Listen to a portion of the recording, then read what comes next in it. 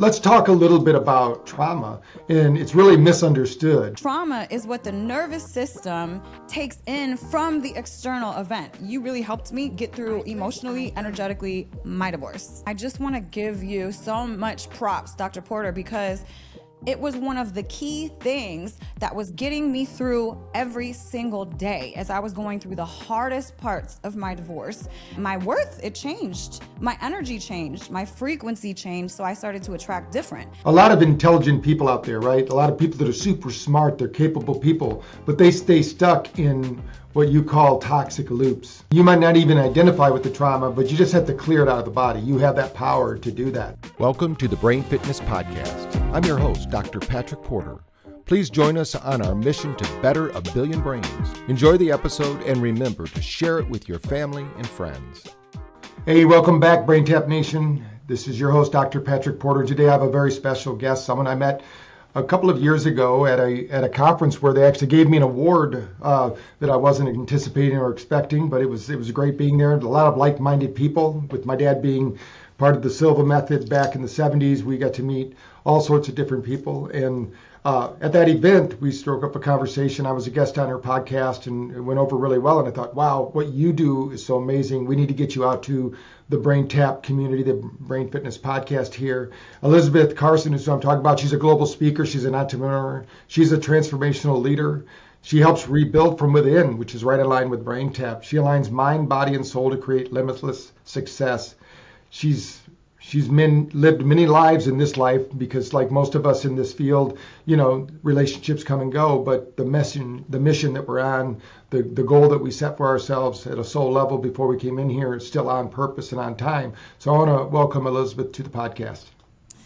Thank you. Thank you so much, Dr. Porter. And, it was such an honor to be able to have given you that award because you absolutely deserved it. And it was a very, very beautiful event. And I really value our connection. So thank you so much for having me today. I appreciate it.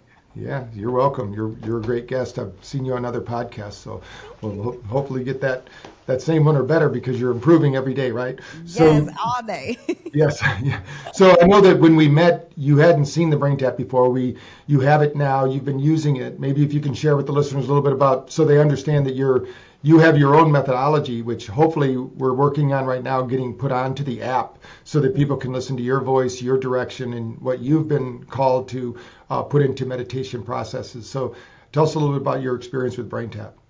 Yes. Well, first of all, it's a life-changing modality. Dr. Porter, I don't know if you know this, but I actually discovered you in Brain Tap probably now, I would say 5-6 years ago.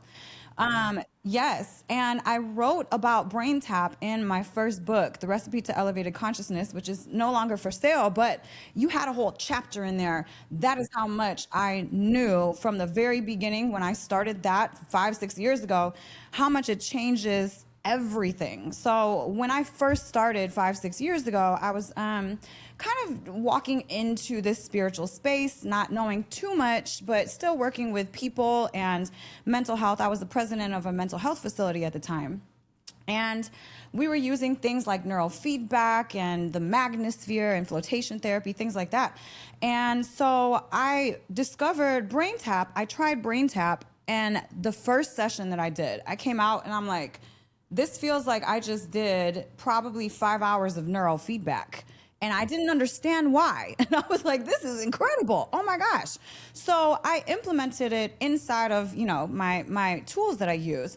So fast forward last year I went through a very difficult time. My ex-husband and I got divorced. And so everybody knows, there's 3 big stressful things in life: moving, someone dying, and divorce. So I moved 3 times in a matter of 30 days and was going through a divorce. So needless to say, last year was extremely stressful for me. So I didn't have much because everything was in disarray. I kind of have things here, things there. So all my tools were everywhere. I was like, no. But what I remembered to grab was my Brain Tap. And I honestly use that. And I just want to give you so much props, Dr. Porter, because it was one of the key things that was getting me through every single day as I was going through the hardest parts of my divorce. I mean, anybody that has ever been through divorce, you know what it's like when you get an email. You know what it's like when you get a call from your lawyer. I mean, it's like, boom, it's like someone punches you in the face emotionally, energetically. So I was so depleted. I couldn't even, I was incredibly depleted. So what I would do is I would get up, do a little bit of like visual meditation, and then I would put the brain tap on and I would begin my day. And I noticed that on the days that I did not use the brain tap in the morning, my whole day would be like this. Now I'd be reacting. I'd be like, like things would not be of this logical executive mind function, right? I was completely out of there. So whatever brain tap was doing for me, honestly, Dr. Porter, like you really helped me get through emotionally, energetically my divorce. So thank you. Oh, that's great. It's great to hear. It's great. That's why we created it for sure. Not for divorces, but just to help people through those tough times, and what's happening. So let's talk a little bit about the real topic of what we're discussing here today is trauma, and it's really misunderstood. So tell us a little bit about how it shapes identity. And how you coach people through that. Yes, so trauma, I mean, when people say trauma, a lot of people think an event that's big or small, right? And that is not the case at all. Trauma is what the nervous system takes in from the external event. So if your nervous system does not get a chance to finish the stress response, then that will be, whatever event it is, will get put in your body energy as like a fractured charge and memory. And so as we're in utero through age 7, we get programmed, like our personality, our identity is programmed. That builds our subconscious. So if anything happens to you within that time, and I'm not saying it needs to be big or small, it could be something so little as, let's say you're playing in your playroom and you're calling for your mom and your mom is busy, so she doesn't come and get you and you need her. Right? So you start crying, you go into a stress response. And if she never comes to soothe that, now that could turn into an incredible, huge issue later in life, because in that moment when you needed to be loved, she was not there to love you, right? So it wasn't a big event, but that can get imprinted on our brains and our nervous systems that will affect us for the rest of our lives until we put conscious awareness on those patterns and begin to change them.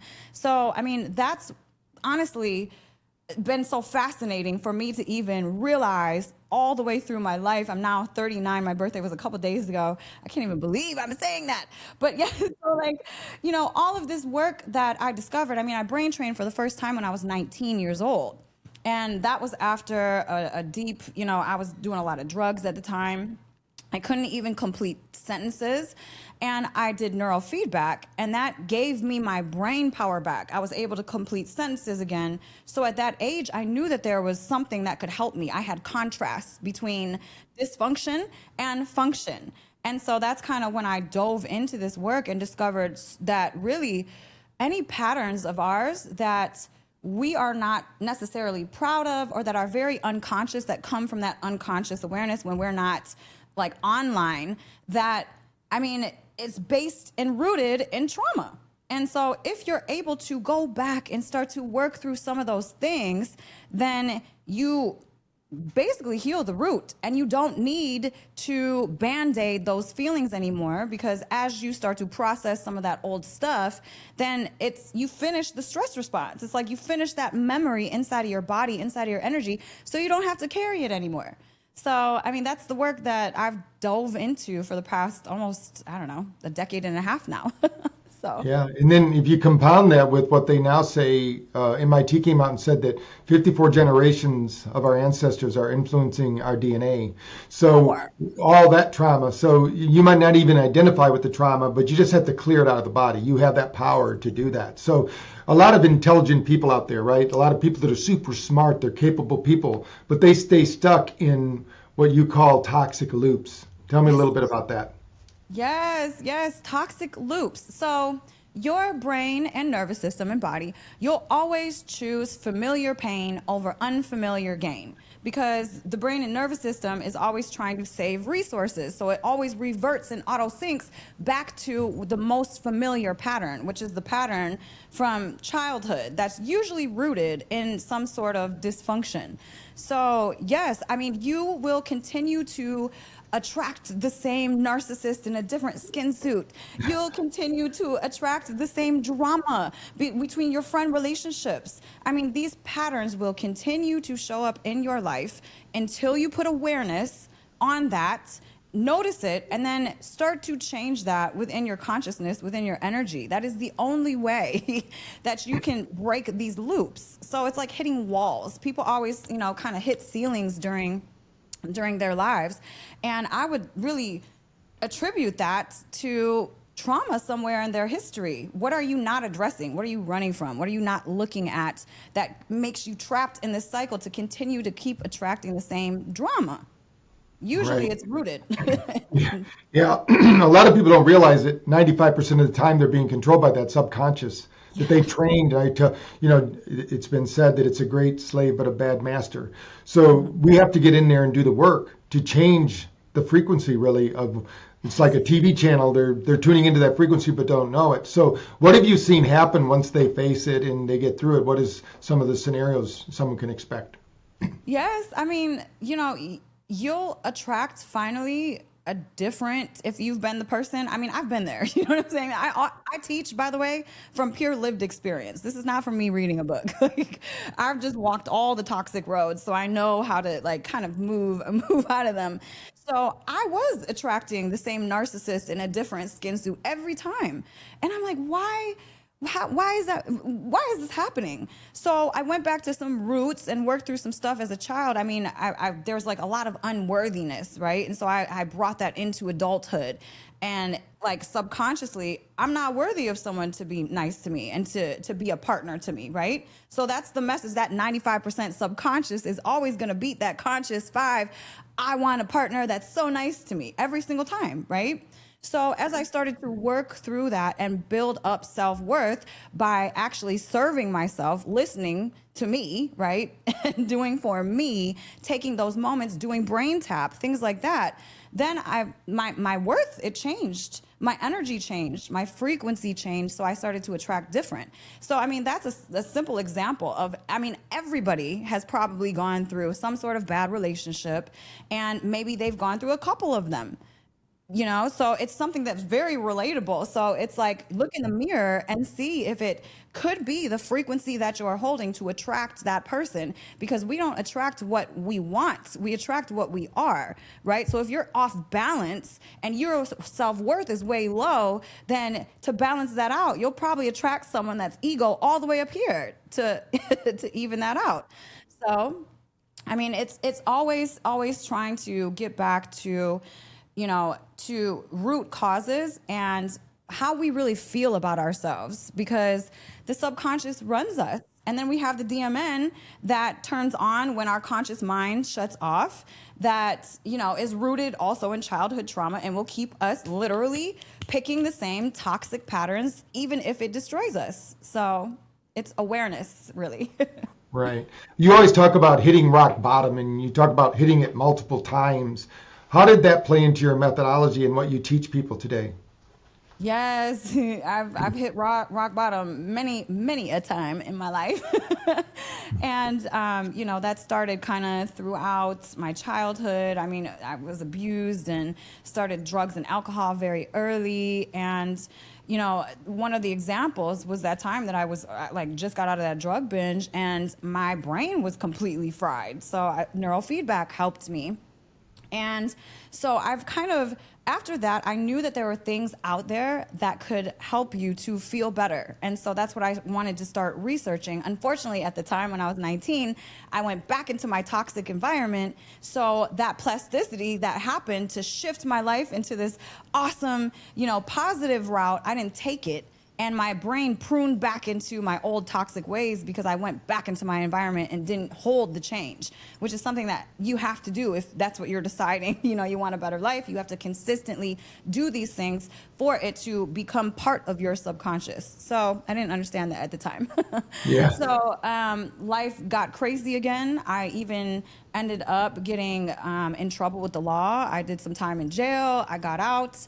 And when I got out, I got pregnant. And I realized that this is not the life that I want. And I'm looking at my world. My world is empty because I'm empty. So how do I fill myself up? How do I start to feel better, attract better, be different?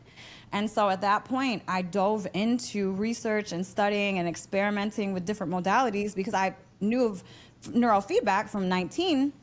So since, that age, when I was 26, I have done over 100 different modalities to bring myself back from the huge life crashes that it's not only me, okay? We all have these life crashes. And these tools through biohacking, brain tap, different modalities can really help you to get back to center, feel better, be better, and create a better life for yourself, which is really coming into alignment with that divine source energy within us that we all have, right? I think it's like we're just the center of an onion, and over our lives, so much stuff has happened, and we've layered up with shields and protection and, these layers that we have to start to peel back, because when you live life at such a stress state for such a long time and you're not aware of it, then you become aligned with the layers of the onion, which is not who you truly are.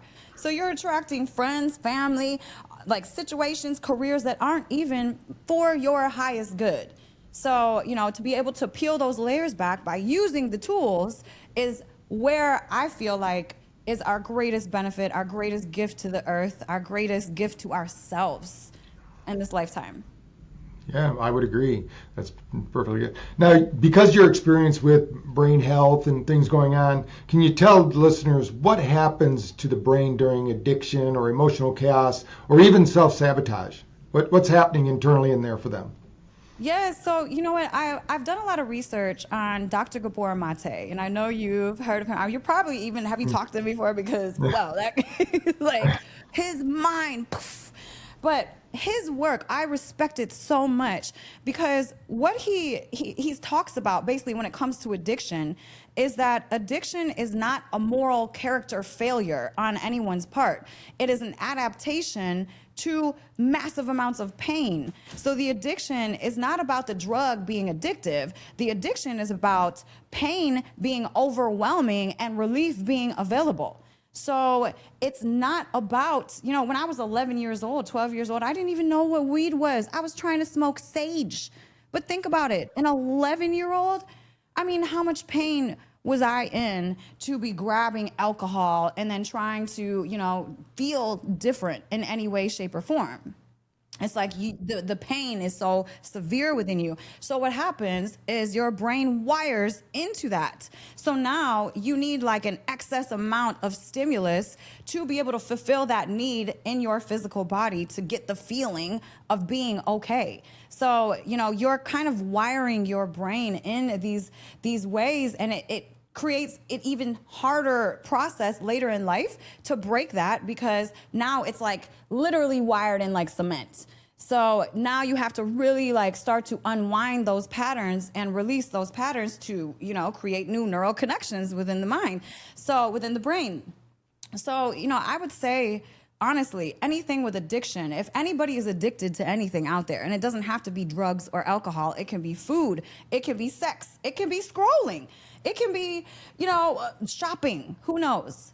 I would ask yourself, why are you in need of doing these things, right? If you're trying to run away from a feeling, then that is just going to end up destroying you in the long run, because I feel like anything we don't look at turns up as a physical ailment later in life anyways. So, it's really about putting awareness on these things, and then, again, healing root issues. As soon as I started to do this work and experience these beautiful modalities that made my body, my energy, my mind, everything feel better, I didn't need to use substances to move through problems in my life. Matter of fact, last year when everything changed for me in a matter of hours, I was smoking a lot of cannabis at the time. And after everything happened, I stopped completely. Boom, like that, done. Because I needed my mind to be clear going through this process to normalize everything for my son. So I consciously made a choice in that moment. I am not going to do this, right? So, I mean, it's really about working through these patterns, like why are you using these certain things, this stimulus, and then trying to rewire those patterns with something healthier, right? And then also, let me touch on this really quick because I think it's important. So people that are in relationships, right? And you break up and there's a divorce or a breakup, whatever it is. And if you don't give yourself that space to, look at things, take accountability places, and really try to grow, then that is a form of addiction because you're trying to run away from the way that you are feeling if you're jumping from person to person to person to person, right? And then that is extremely toxic because you don't give yourself that space to find out why this even happened, to change that part of yourself to attract different. So it's literally, you're like just in a cycle of addiction, I feel like, personally, especially when you're not giving yourself time to process things. So Yeah. I think that people don't understand that addiction doesn't have to be a chemical. It can be even an emotional feeling. I mean, some people, I say, are addicted to stress. They don't get out of bed till they are adequately stressed. They sit there and catastrophize about their life. And then when they're stressed enough, they got enough cortisol and norepinephrine and dopamine raging, they can jump out of bed and they go, what the hell's going on? When you think about the future of therapy, because, a lot of people, my background, of course, is psychology, and they don't really have a good track record on helping people. In fact, there's never been a study better than 12%, and the placebo is 40%. So where do you think when people are looking for results or looking to get out of this cycles and these loops of addiction or emotional chaos or self-sabotage, what is your recommendation for them? I would definitely recommend that people find a coach, find a mentor, find a person that is where you want to be at, that has walked the walk that you are living in, that can tell you and show you the way. Number one, I would definitely, I have multiple mentors and coaches in my life, and I will continue to be a student of that forever because I don't know everything, right? There's always something new to learn. So I would absolutely find someone who's walked the walk and that can kind of guide you through the process, because when you start to dig into your shadows, a lot can happen. And I always say, on the other side of the fear fence is greatness, but you still got to jump that fear fence, right? So you still have to dig through some of the places where you are afraid of, and things may be uncomfortable. I went through a year and a half of being extremely emotional because I didn't feel emotion pretty much my whole life. So I had to break that within myself and start to feel and then get used to these emotions. So all of these things can be a little overwhelming, but I tell people the other side of the fear fence is your greatness. I really feel like even inside of your shadows, you will find your purpose. You find your power. So it's not whether you want to or not. I really just recommend everybody start to dig into some of their shadows and do this work, because on the other side, it's like you become this brand new, beautiful being that you didn't even know could exist. Back when I was doing drugs, I'm like, I'll never feel this good. How could I ever feel this good? And I was just on the phone with one of my mentors the other night, and I'm like, I didn't even know that this level of happiness could exist. But I've done the work to be able to know that, right? To change and keep changing identity and keep growing. So, people find a mentor, but then, there's endless information out there these days. That's what I did. I didn't have anyone back in the day. Like, I was researching, how can I feel better? But number one, I think when you start to heal and start to do this work is you have to know how to stabilize your nervous system. Because if you're in fight or flight, if you're disassociated, if you're hypervigilant, then this healing work will never stick So how do you shift and down regulate your nervous system so that you're able to really take in the work that needs to be done? So, I mean, stabilizing nervous system is number one, I feel like. Right. Yeah. In BrainTap, that's one of the main things in my one book, Discover the Language of the Mind. We don't call it the shadow self, but we have them go back and heal their younger self. In fact, Dr. Bandler, who studied NLP, a friend of mine, he said that everybody should have at least 3 past, different from the one they think they have, because we've distorted, deleted, and changed it anyway. So why don't we create a new one, a better one that's there? So when you think about invisible environments and factors that are holding people back, tell me a little bit about that and how that affects not only the average person out there, but minorities in their communities. Yeah, you know what? I mean, there's so much unseen in this universe, right? I mean, we can only see less than 1% of the light spectrum. So we're not seeing all the EMFs. We're not seeing the pollutants, right, that are just in the air. I mean, we are literally breathing in rubber from tires as we walk down the street, like inside of our lungs, you know? So think about when you think about suburbs and then you think about the inner cities, what do you think? Like, what comes to your mind, Dr. Porter?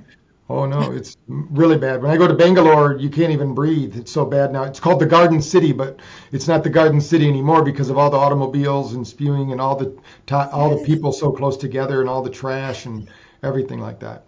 Yes, it's wild. I mean, when I think of suburbs compared to inner cities, I mean, I'm thinking suburbs there's more land, right? There's more like greenery, there's more space, right?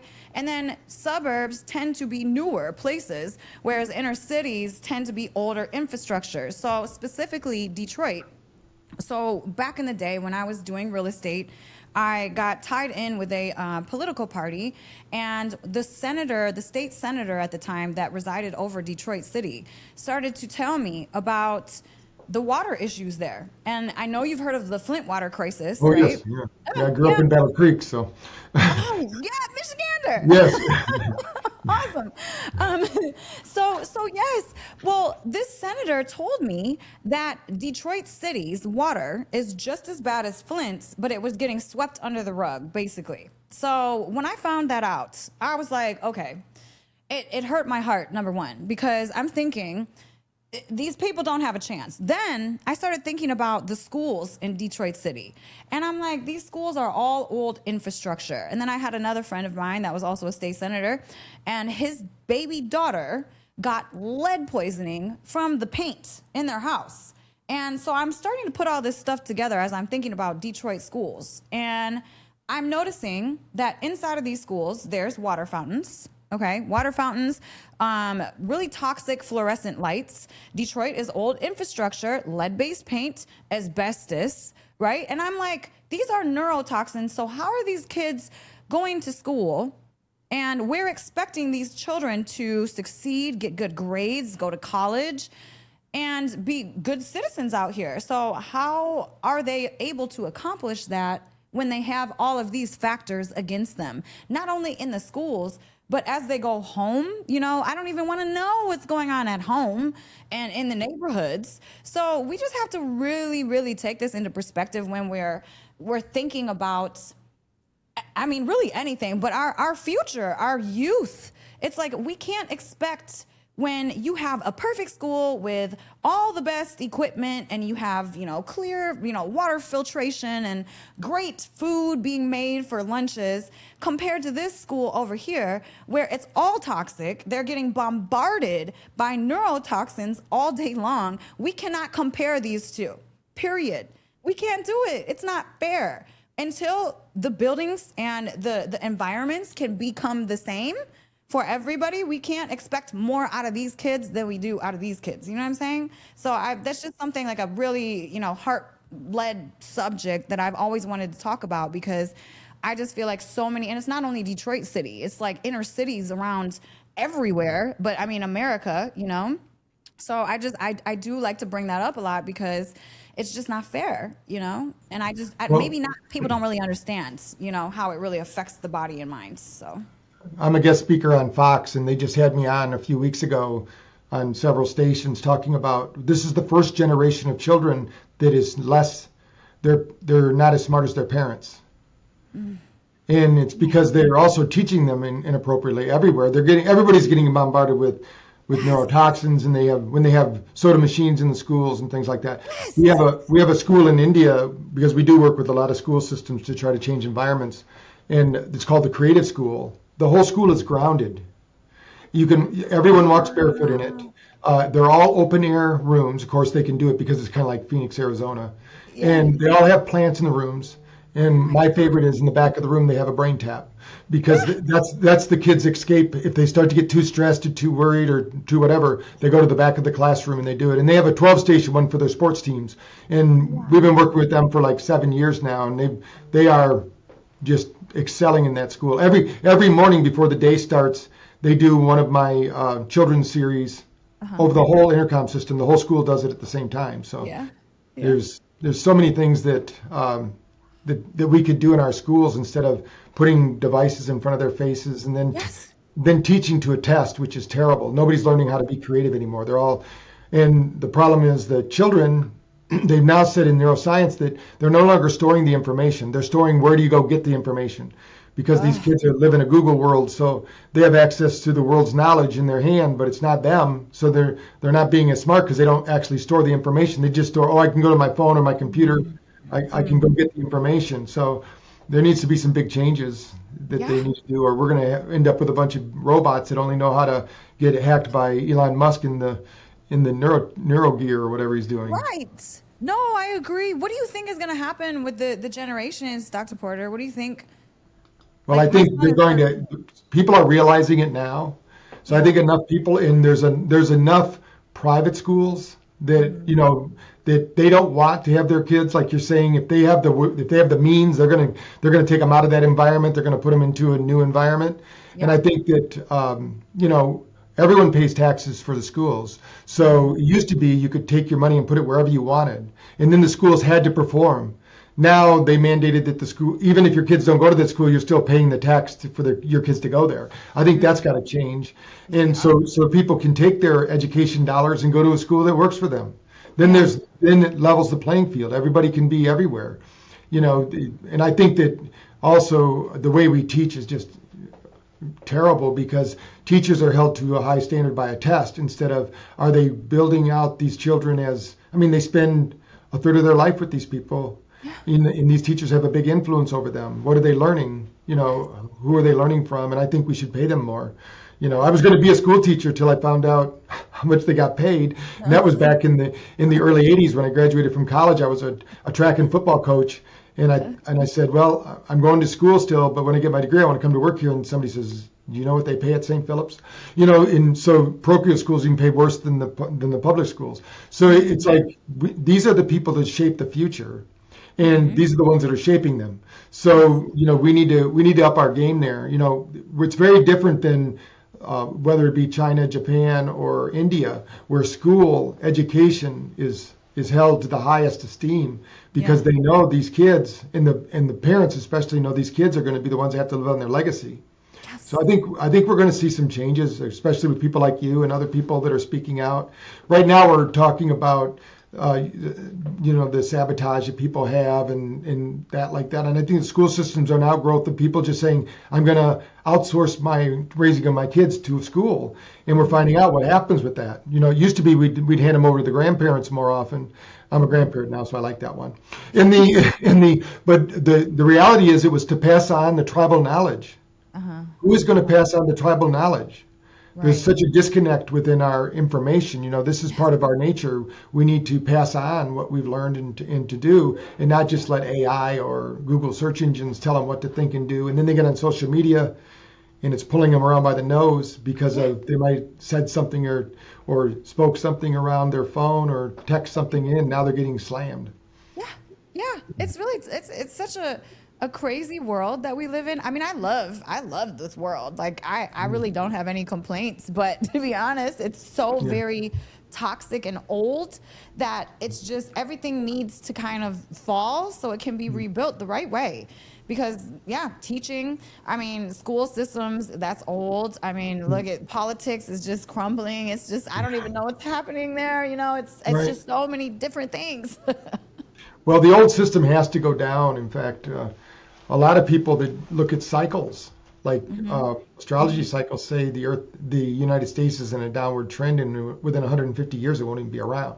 So, I mean, no country has ever survived when the population lives off the government more than 50%, and we're at 57% right now, meaning that the other 43% of the people are supporting everyone else through government jobs, government assistance, government whatever.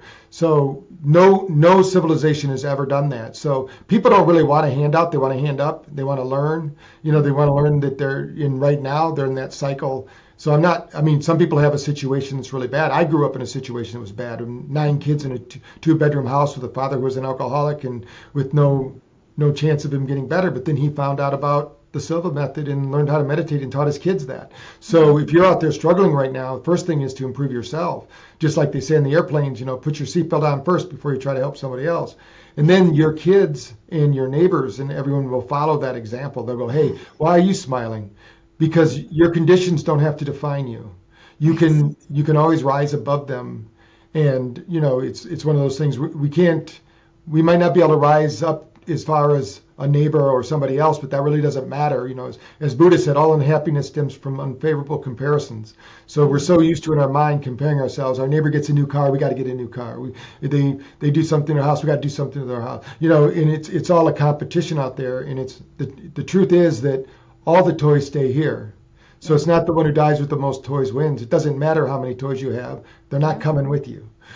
So but what does stay here is your legacy and what you're doing. So with what you're doing now, Elisabeth, now that you're almost 40 and you're still in your prime.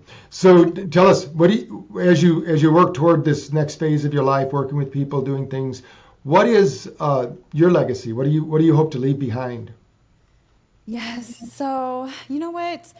I just want to be an inspiration to girls and boys, right, that were me back when I was 13 years old and was completely shattered, broken, lost, with no hope, not knowing what I wanted, who I was, what anything was. I mean, I was just in the most distraught, like I had the worst day of my life. I think I was 14.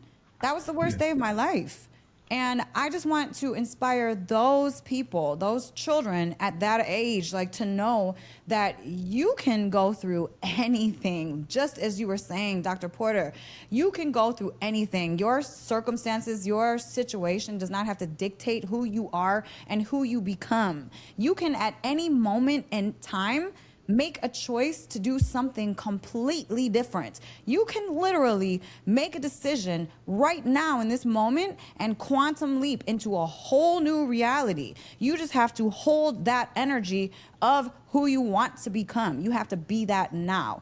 And you can get through anything. That's why I love teaching from my lived experience, and I'm so transparent and open about my story, because you can go from drugs, alcohol, you can go from jail, you can go from all of these horrible places in life, and you can change and you can walk the path of living your wildest dreams. Because I am living proof of this. I literally live my wildest dreams. Recently, sometimes I can't even believe it.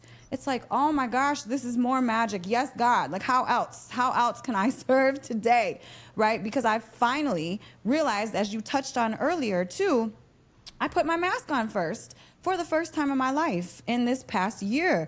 After the divorce, I realized that I was pouring my magic into everybody and taking care of everybody else but myself. And I thought that, oh, this is me being a good person. No, it's not. It's you being a tired person, and you're going to be a resentful person, and it's probably going to, if you never address it, turn into autoimmune condition later in life, because resentment turns into inflammation in the body. So no, it's not what you should do. You should absolutely start to pour your magic into you, because once you fill yourself up with the power, with the love, with the energy, then you're able to literally pour from overflowing. I mean, I have never in my life had this much energy to be able to work the way that I have, to do the things that I've done. I mean, I think I've been in 4 countries and 7 states in the past, month and a half. And it's only because finally I'm listening to me, I'm doing for me, which is, it sounds selfish, but when you get selfish with your life and your power, then you will see how much exponential energy and love you have to give to the world. Truly it. That's great. That's good. So we're just about to wrap up here. And was there anything I forgot to ask you, anything you want to share with Brain Tap Nation, or do you want to share how they can get a hold of you if they found something inspiring and they want to follow you? I know I get your social media updates and you're all over the place wearing beautiful clothing and modeling it around the world. No, I swear I'm living my dream, Dr. Porter. I'm living my dream because I dedicated my life at this point to living in resonance with divine source energy in me, right? So, I mean, in alignment. I'm not hustle anymore. I am alignment, attraction, and, I follow. God leads, I follow. So, I mean, I'm doing like a lot of really cool stuff this year. I'm taking people on tour with my good friend, Lamatashi Norbu, who is a Tibetan monk. We are taking people on tour through the foothills of the Himalayas. And then we are taking people up to Bhutan afterwards, which is, kind of known as Shangri-La. And that's like what Avatar was based on. So I can't wait to go out there with my friend who is a monk. He's going to bring us all through the caves where 1,000 monks and 1,000 nuns have meditated. It's going to be incredible. So I have that coming up in September. And not only with that tour, too, a portion of the proceeds goes to putting little monks and little nuns through school. And just for people's reference, $20 can feed a little monk or a little nun for a month. So, I mean, the dollar goes a long way. So it's, it's going to be a really great, awesome experience. So there's those 2 tours. And then, I have group coaching and I do these 4-day transformations also where I meet with a client and we do in-depth, intensive treatment and really work through some of the hardest stuff. And, those are really powerful. I've seen people change their entire lives, identity, and just everything, energy in less than 100 hours back to back. So they're really, really powerful. So that's kind of, what I'm up to. And then just speaking all over the place. My goal is to be in a different country every month this year, speaking on a different stage. So that's awesome. Yeah. Well, great. I'm thinking I'm traveling too much. You might have me beat there.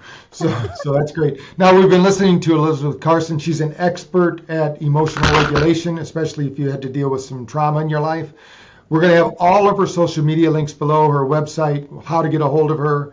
I recommend that you all like and follow her. She always has inspirational messages too. You also have a great podcast that we'll put in the show notes so that people can, she interviews some very interesting people, great information, and her website, enhanced-flow.com, kind of tells you what that is. We all want to get in that enhanced flow toward our divine purpose and living our life today as if we're in that space right now. And don't wait for it. You don't have to wait to ascend or whatever you're waiting for. It's right here, right now. Like she said, you can make that quantum leap just by listening to this podcast. So you've been listening to, thank you, Elisabeth, for being on the podcast.